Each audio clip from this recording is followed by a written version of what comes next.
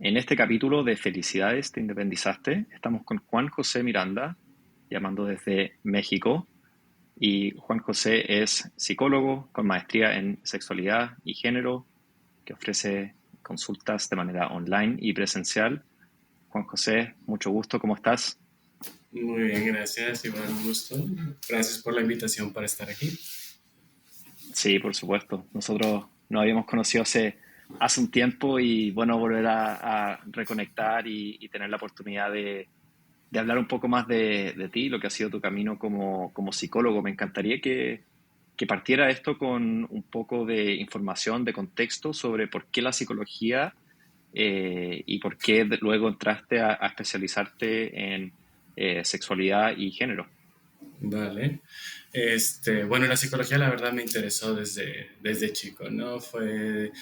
Recuerdo en secundaria, estaba en un curso con un psicólogo y escucharlo hablar de la manera en que entendían a las personas, de cómo se estudiaba, de justamente como el área de la mente y las emociones, como que me empezó a llamar la atención, ¿no? Y empecé como a hacer un poco la reflexión personal, porque digo, desde chico he sido el típico niño de que siempre está ahí ayudando, ¿no? Y está apoyando a los demás. De hecho, recuerdo de niño, cuando entraron las niñas por primera vez al colegio y yo era el guardián de las niñas, ¿no? Porque pues en la etapa de los niños como que había esa de molestarlas y todo, ¿no? Entonces empecé a ver que siempre me gustaba ayudar a los demás, estar apoyando. Entonces cuando vi como la carrera de psicología en secundaria fue lo que me llamó la atención, ¿no? Y entonces empecé a ver cómo desarrollarme en eso, ver que en mi preparatoria había la opción justamente de áreas y estaba humanidades, donde estaba psicología en ese entonces, y entonces entré, ¿no? Vi lo más básico de psicología en prepa y yo quería más, ¿no? Yo quería más del libro, yo quería saber más de cómo se entendía el cerebro, de cómo se entendía la mente, de cómo nos ayudaba a entendernos a uno mismo, ¿no? Fue un batallar con entrar a la carrera y yo creo que a muchos psicólogos les pasó eso con la familia, porque empezó la expresión típica de te vas a morir de hambre. Es difícil y no se va a poder y querían que estudiara en cierta universidad, pero bueno, se logró ahí con negociaciones y pláticas y diálogos y entré a la carrera, ¿no? Y justo fue esta la pregunta que hacía la directora, ¿no? La rectora de psicología, ¿no? De ¿por qué quieres psicología? Y yo creo que en ese momento, y creo que sigue siendo hasta ahora, es una mezcla de dos, ¿no? Por un lado, ayudar a las personas. Siempre me ha gustado apoyar y me di cuenta con experiencias de irme de misiones o irme a diferentes lugares, a pueblos, que lo que más ayudaba a la gente no era el irles a enseñar, sino el ser una compañía en los momentos que necesitaban, el ser alguien que estaba ahí para ayudarles a que se ayuden a sí mismos, ¿no? Que encontraran esa respuesta en sí mismos, esa guía, compañía que daba esa gratificación, ¿no? Volvía años después a sus lugares y eso era lo que más recordaban y vi la psicología como eso, ¿no? Como una manera de ayudar a través de ser una compañía que les pudiera ayudar a ellos como a verse a sí mismos, a trabajar en sí mismos y sentirse que están acompañados durante todo ese proceso. Digo, así fue como a psicología, ya mi especialidad, de hecho, hice primero una maestría en psicoterapia psicoanalítica que irónicamente, cuando entré en la carrera, decía, jamás voy a ser psicoanalista, ¿no? Estaba en contra del psicoanálisis, yo iba a ser humanista en el inicio. Pero me fui a Buenos Aires de intercambio y me tocó una escuela donde no era principalmente psicoanalista, pero tenía una mezcla entre psicoanálisis y cognitivo-conductual. Y me enganché del psicoanálisis, ¿no? De la manera en que se habla, se entiende, se acompaña, se analiza. Y fue lo que justamente hizo, terminando la carrera, buscar la manera de desarrollarme en ese campo, ¿no? Lo de sexualidad y género, ahí es un poco más entre como comedia quizás y primeras experiencias. Cuando inicié la consulta, hace ya creo que más de 10 años, los primeros pacientes que me llegaban, inclusive en la primera maestría, eran todos temas de infidelidad. Era alguien que había sido infiel, era alguien que le había sido infiel o que era hijo de una infidelidad. O sea, todos los diferentes elementos de una infidelidad era toda mi consulta. Y mis compañeros en ese entonces se burlaban y me preguntaban de que dejas tu tarjeta en un motel o por qué te llegan solo casos de infidelidad, ¿no? Y no, o sea, fue algo que me llamó la atención y empecé a ver de que, bueno, en pareja está mucho el tema de la fidelidad y empecé a explorar más y empecé a entrar justo al tema de pareja, que me metió también un poco al tema de personalidad y ahí al tema de sexualidad y algo que ahí abrí una caja de Pandora que hasta la fecha sigo sin terminar, ¿no? Ya estoy pensando en seguir estudiando otra maestría relacionada, tanto como en sexualidad, como me andan invitando a ver si entro a un doctorado de psicoanálisis y justamente ir como mezclando ambos campos porque la verdad hay mucho trabajo en ese ámbito y es muy interesante, ¿no? O sea, el tema como tal de la sexualidad de pareja desde una perspectiva tanto como sexólogo como psicoanalista. Entonces, más o menos así es como terminé en estas áreas de especialidad. Ujú. Muy bien, un camino bien, como que se te fue dando también, o sea, fue simplemente el dejar fluir con lo que venía hacia ti y obviamente no cerrar las puertas, porque como dijiste, querías partir por el lado humanista, pero se te dieron las oportunidades y las seguiste y claramente te has transformado en lo que eres ahora, así que bien por ese lado. Algo que me llamó la atención bastante fue Ajá. el te vas a morir de hambre. ¿Cómo fue eso? O sea, saliendo de ya terminando la carrera, la maestría y abriendo la consulta. ¿Cómo fueron los primeros meses, quizás años para ti? Claramente te estaban llegando los pacientes con una temática muy marcada y particular, Sí. pero igual, ¿cómo fue eso para ti? O sea, ¿te causó algo también tener esa presión adicional de que ya había duda en esto? ¿Partiste como autónomo desde un principio? ¿Fuiste a clínica? ¿Cómo te desarrollaste así profesionalmente ya terminando los estudios? Terminados los estudios, me lancé como autónomo. Sí fue difícil la presión y yo creo que mi familia empezó a como ver más el apoyo de su parte y todo, digamos, en los últimos años, un poco antes inclusive de la pandemia, donde vieron que por un lado no me muero de hambre, ¿no? Y ven ahora con toda la pandemia como también la importancia de la salud mental.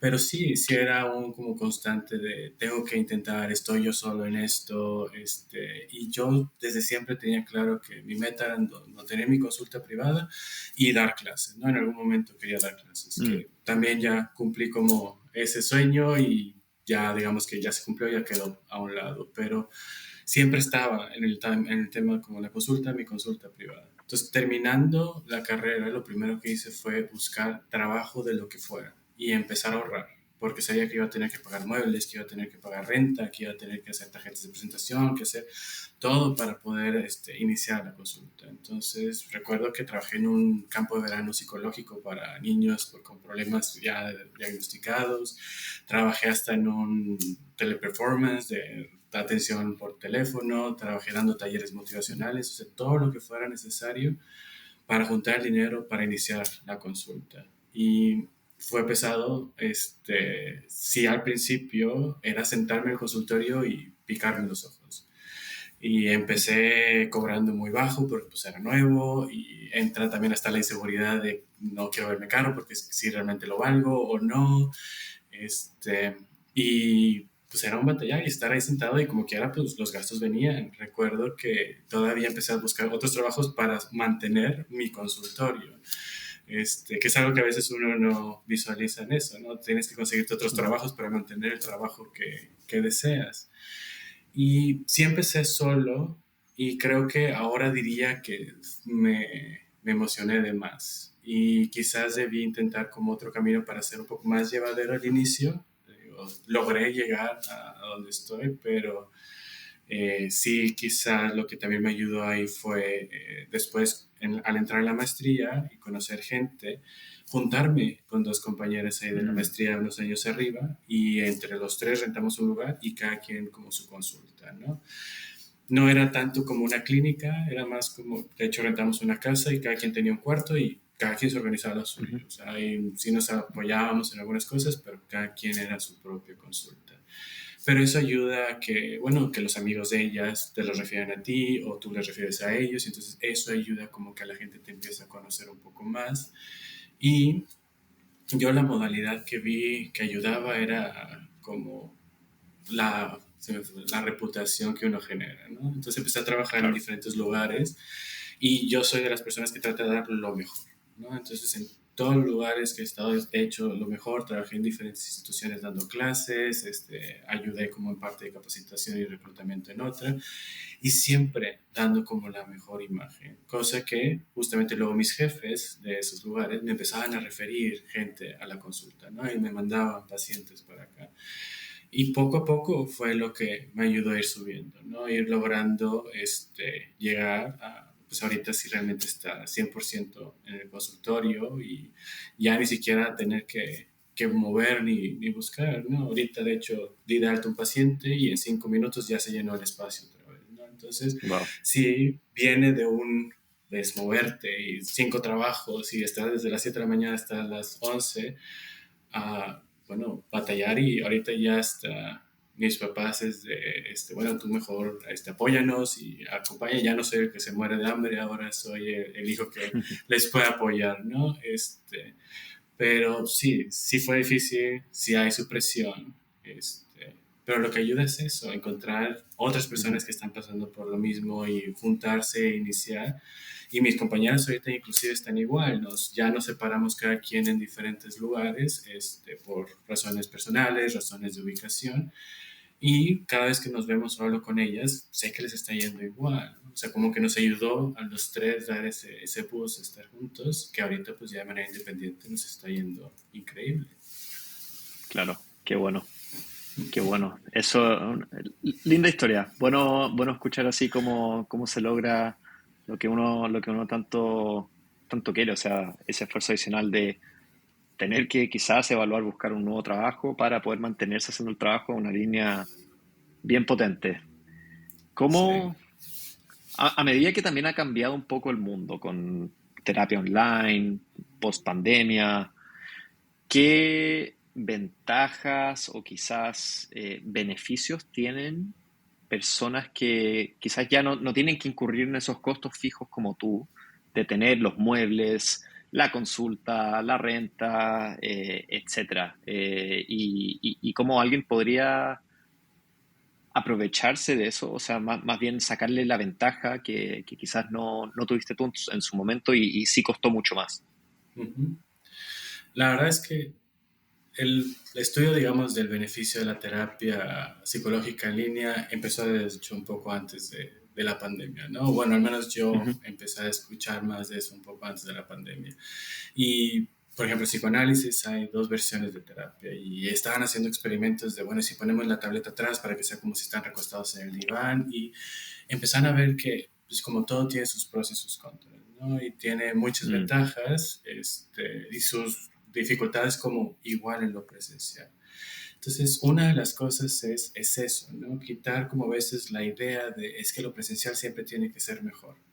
Y para algunas personas les funciona, para otras personas no. Es reconocer que al final pues, la terapia psicológica es a través mucho de la palabra, de la escucha. Sí, a lo mejor no vemos todo el lenguaje corporal, que es lo que a veces es uno, digamos, de los contras de la terapia en línea, pero ayuda como quiera poder ver en la cara, ¿no? De hecho, al inicio de la pandemia, cuando empezó a haber actividad presencial, uno como terapeuta empezaba a decidir, los prefiero presencial pero con cubrebocas, donde no puedo ver todas las expresiones mm, faciales, o en línea para ver las expresiones pero no ver el resto del lenguaje corporal.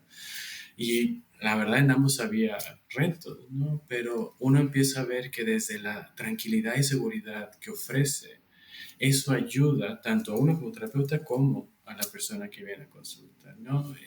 Otros inclusive beneficios en lo económico. Es algo que no se habla mucho y no se enseña, de hecho, en la escuela, ya uno lo va aprendiendo conforme va creciendo, es que como terapeuta necesitamos tener esa seguridad, un buen manejo financiero, una buena tranquilidad de nuestros gastos, porque si no, hay veces que da, y eso me pasaba a mí al principio, ¿no? El miedo de dar una interpretación o una observación, porque ¿y si se enoja? ¿Y si se va? Y entonces ya no tengo ese ingreso, y Mm, entonces mis gastos.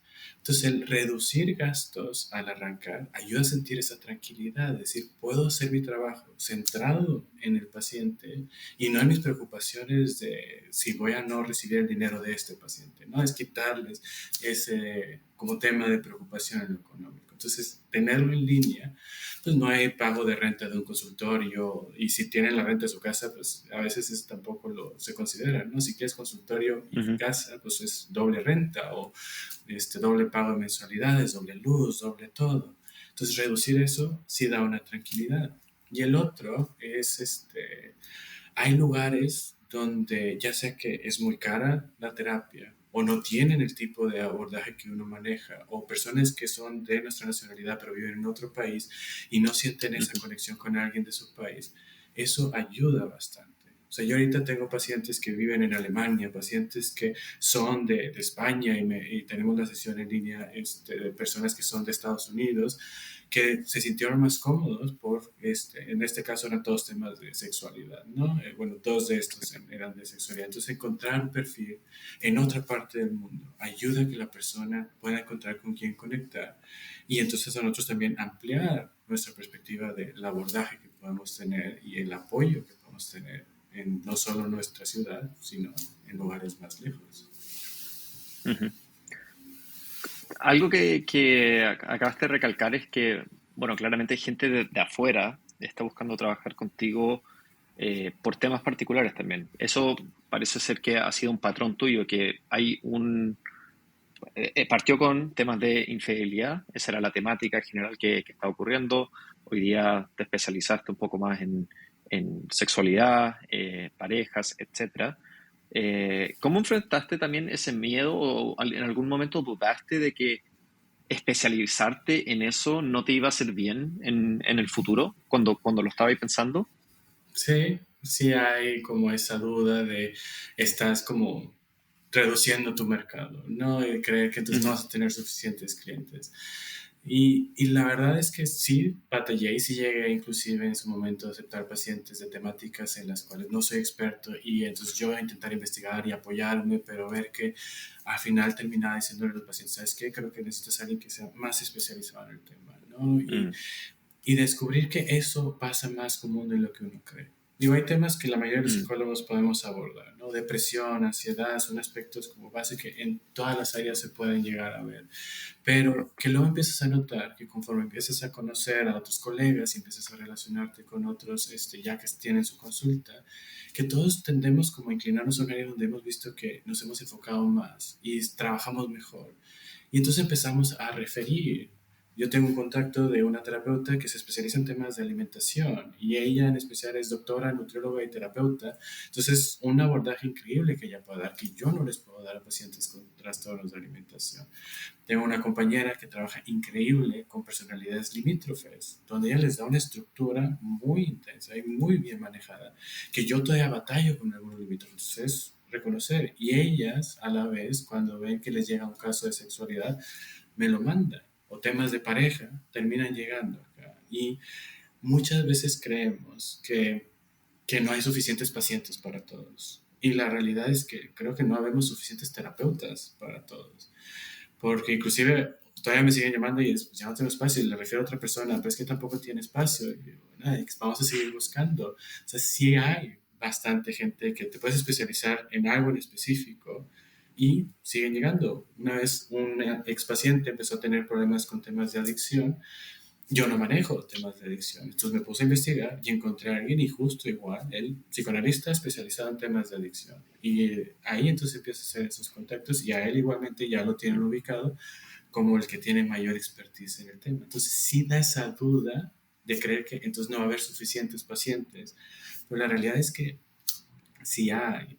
Es como cuando me vine el 100% yo tenía el nervio de en la mañana, de quién va a venir en la mañana a consultar, todos trabajan, todos van de que a la escuela y me decía un colega terapeuta con más años, me decía, tú siéntate y llega. Y literal, te sientas y pues sí, se te olvida que hay amas de casa que no trabajan y tienen la mañana y es justo cuando pueden ir. Estudiantes universitarios que pues, sus horarios están caóticos, entonces a veces pueden en la mañana. Dueños de empresas, de negocios que pues, salen a la hora que desean. Entonces hay realmente la capacidad, pero entre ese nervio siempre de es que si no es suficiente y es que si no has. Y nadie realmente nos dice mucho, o quizás sí, sí, éramos jóvenes y no escuchábamos nada, pero hay suficiente paciente para todo, hay bastante trabajo. Y desafortunadamente la pandemia vino a dar todavía más esa luz. Digo desafortunadamente porque se necesitó una pandemia para que muchas personas le dieran atención a la Ujú, salud mental, pero eso también se ha visto desde que la gente empezó a darle importancia por el encierro, por todo lo que iba pasando. Hay un boom de trabajo en la psicología porque la gente ya se está dando cuenta que es importante. Entonces uno se puede enfocar en un tema y hay mucho que trabajar. ujú, ujú. Bueno, parte de lo que yo he escuchado de más profesionales es que especializarse también te ayuda a entregar un mejor servicio por la cantidad de conocimiento que hay.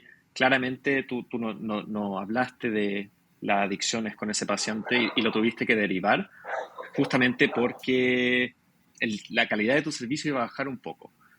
O iba a llegar a un nivel superficial que no es como el que ofreces tú. Entonces me encantaría, y lo dijiste antes, como, ¿qué hace tu servicio excepcional? Como describe algo así y por qué le refieres pacientes a otros terapeutas o profesionales que también consideras excepcionales.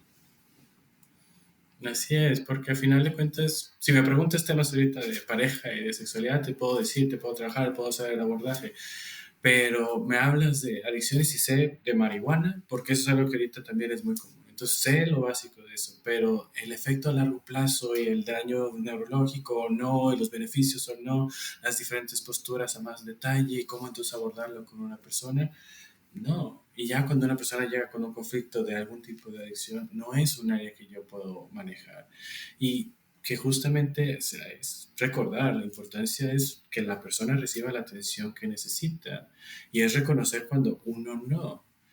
Alguien me dijo hace mucho tiempo que los psicólogos tendemos a ser a lo mejor un poco narcisistas y más los psicoanalistas. Y puede ser que sí, en algunas ocasiones, pero justo para dar un buen trabajo es reconocer eso, reconocer, ¿sabes qué? Yo no soy el indicado para este caso. Y no habla mal de mí, ni habla mal de la terapia, es reconocer que esta persona necesita una atención diferente que uno no puede dar y que uno reconozca, bueno, estas son las áreas en las que me he formado.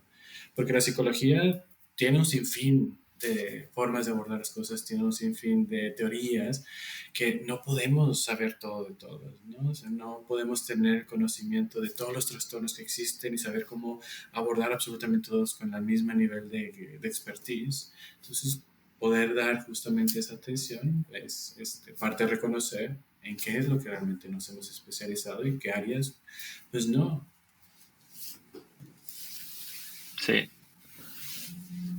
así es. Y cómo se ve el futuro para ti? O sea, ¿cómo ves el crecimiento de la consulta? O sea, con una agenda ya más bien llena en que estás dando de alta a uno y en 5 minutos entra otra. ¿Qué sigue para ti? ¿Cómo ves el desarrollo de la profesión en torno a posibilidades a seguir quizás generando más ingresos o teniendo más tiempo libre? ¿O qué se viene con la consulta de Juan José? Y ahorita para mí en lo personal, la meta es en algún momento sí crecer, ¿no? Ahorita el consultorio que tengo es literalmente este espacio y una pequeña sala de espera y se acabó, ¿no? No comparto con nadie, no estoy, digo, estoy en un edificio, pero no es como compartido con las personas de lado, son diferentes negocios y de hecho hay una dentista y un negocio que no estoy seguro que hacen al lado. Pero mi meta es en un futuro justamente comprar un lugar donde pueda tener mi consultorio y rentar otros consultorios. Porque es agradable estar como uno de manera independiente, pero también es algo que para el bienestar personal ayuda a tener interacción con más personas y no pues, con la consulta, ¿no? Porque las consultas son pacientes de esa hora, se van y pues, son pacientes. Y uno necesita también una interacción social. Entonces, tanto para mayor interacción, para tener convivencia, como para un mayor ingreso económico, para mí es comprar un espacio con diferentes consultorios para poder rentar, y he estado pensando la opción de quizás retomarlo, de dar clases, pero ya a un nivel maestría o ya a un nivel más superior, pero una o dos veces, porque realmente la docencia también ayuda como a uno seguirse actualizando, ¿no? O al menos sentirse presionado a seguirse actualizando. Entonces, más que nada viene siendo eso. Si logro hacer ese paso, entonces a lo mejor reduciría mis horas de consulta todavía más, o inclusive los días de consulta, porque digo, me encanta mi trabajo y eso siempre ha sido de, me veo a los 70 años y todavía tengo cordura consultando quizás a lo mejor 2, 3 días a la semana, pero ya no al 100%, sino poder disfrutar más tiempo libre, ¿no? Pero por ahorita es, pues, digo, ya la gente está llena, mi única manera de darme un aumento es abrir más horarios y ya tampoco es muy saludable. Entonces es ver inversiones, ver cuestiones de renta para poder aumentar el ingreso. Bueno, felicitaciones por todos los logros y por el gran camino. Muchísimas gracias por pasar por acá y compartirnos tu historia. De verdad, un gran ejemplo a seguir y espero que sea de mucho valor para más psicólogos o más profesionales que están buscando armar su camino. Y gracias de nuevo por invitarme, y esto creo que es algo que ayuda a que a todos nos hubiera servido como escuchar de más profesionistas cuando vamos empezando, porque da miedo, ¿no? Y te topas a gente que le gana a veces el miedo y no se anima, y luego te topas con los que sí ves los resultados. Entonces, pues que sí, ojalá les pueda ayudar a nuevos profesionistas de salud en general para que tengan ese ánimo y ese brinco y logren también sus